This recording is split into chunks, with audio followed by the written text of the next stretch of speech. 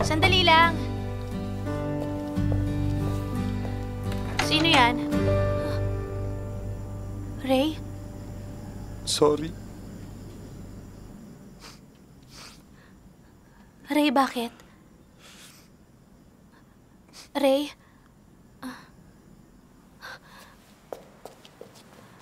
Ray, bakit ka umiiyak? Bakit ka umiiyak? Ha?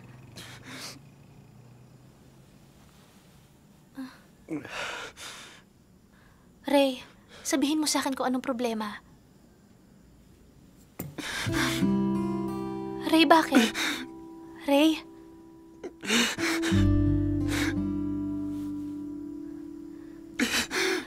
Ray, ano ba nangyayari sa'yo?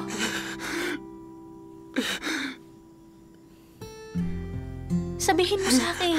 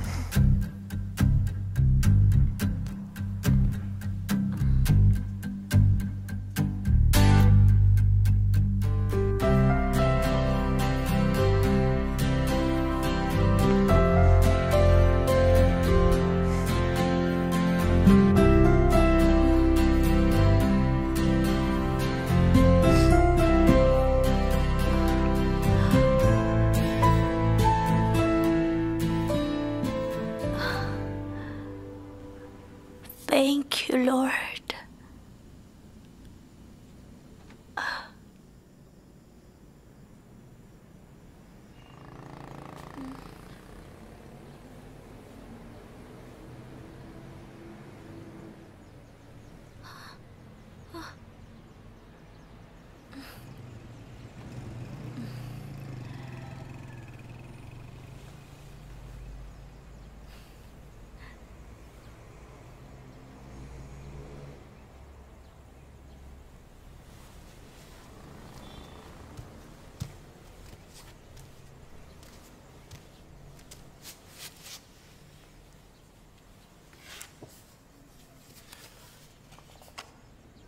Tumatapang tayo kapag umiibig.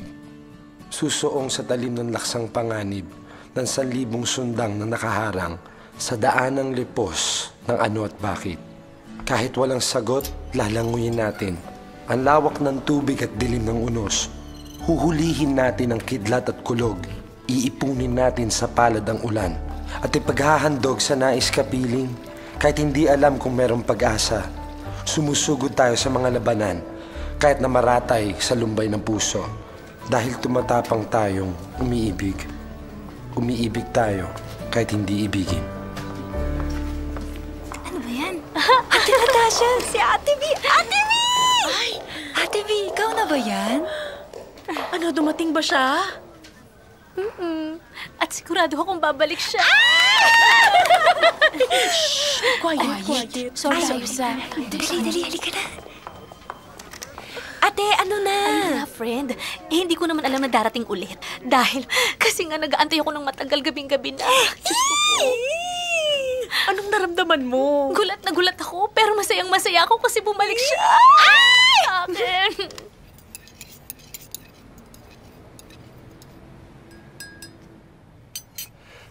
May bibigay pala ako sa'yo. Sandali.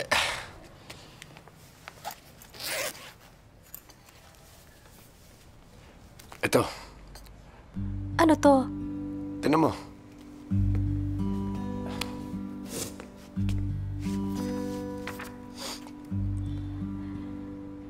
Salamat pala dun sa tulang iniwan mo. Ang ganda. Hindi ako yung nagsulat nun. Kinopya ko lang sa isang libro. Napansin ko kasi na mahilig ka sa tula. Bakit? Nababasa mo mga tula ko? Oo. Nakakahiya naman. Maganda siya, pero Pero pangit. pagdating sa sining walang maganda o pangit, wala rin moral o immoral. Hindi kita maintindihan. Makinig ka sa akin. Huwag mo na akong intindihin. Ha? Pagdating sa pagtutula, huwag mong sabihin ng mga bagay na obvious na. Tulad na masaya ka kung masaya ka, o malungkot ka dahil malungkot ka, dahil obvious na yon. Gumamit ka ng larawan, ng imagery. Diba sa tula, hindi naman nakasabi na mahal kita? Ang nakalagay lang, susuong sa talim ng laksang panganib. Huhuliin ng kidlat at kulob. Ganun din ang pagmamahal, diba? Gagawin ng imposible, kahit nakakatakot. Uy. Uy. Nakikinig ka ba sa akin? Alam mo, parang mas naiintindihan kita pag hindi ka nagsasalita. Magkape na nga lang tayo.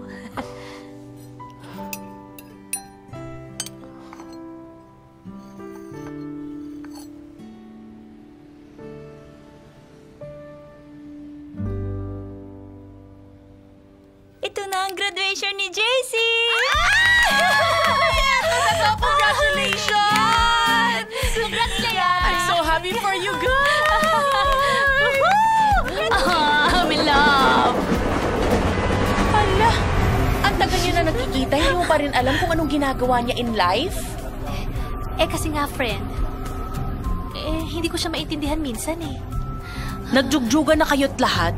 Wala ka pa rin alam tungkol sa kanya, hindi mo alam kung saan siya nakatira. May asawa na ba siya? May 10 ba siyang anak?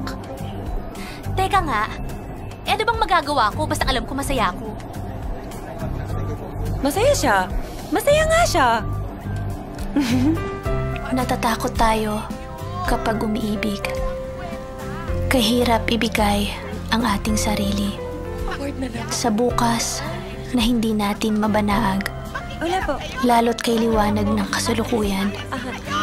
Nais na tiyakin ang hindi matiyak. Ibig na angkinin ang lahat at lahat. Gayong walang hugis at mukha ang takot.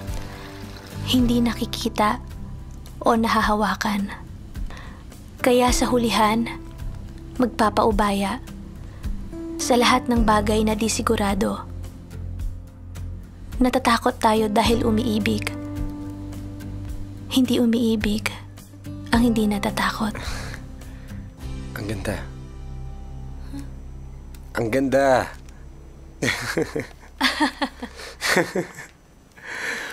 Pwede ba yan? Akin na lang. Pwede.